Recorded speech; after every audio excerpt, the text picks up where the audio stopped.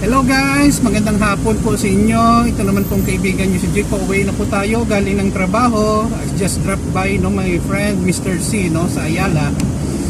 So ano bang topic natin for today? Topic natin for today, huwag kumain kung busog. Alam nyo guys, ito guys, may kasalanan din ako na lumaki ako ng todo kasi kumakain ako kahit hindi ako gutom.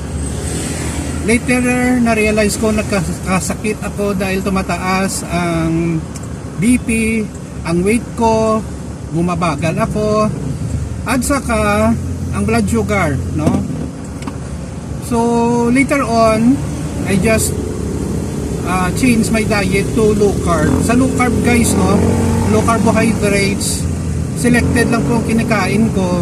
Minsan kumakain na ako ng carbs for energy, pakunti lang. Nakita ko guys ang benefits. Hindi ako madaling gutumin. Kahit hindi ako nag-snacks kung hapon. So, ang weight ko nabawasan. I feel very happy. Very healthy, And then, ang mga sakit ko nawala, So, ibig sabihin guys, kung hindi ka gutom, okay lang kung hindi tayo kumain.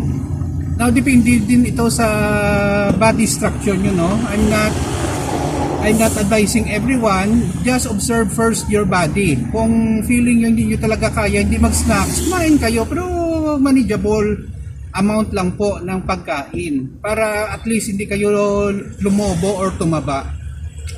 So, ganun lang po, Kung anong na-experience ko sa buhay, na feeling ko makakatulong sa kapwa ko, sinishare ko po yun, So, tama naman, Kung hindi ka gutom, huwag kang kumain, Kasi lulubo ka talaga ng gusto. At saka, it will affect your health, So, thank you guys, sa inyong panonood sa aking mga videos dito po sa Facebook and YouTube channel. Paki-follow lang po sa akin guys, malaking tulong na po ang inyong pagsuporta sa akin, So see you in the next video guys. Have a good day.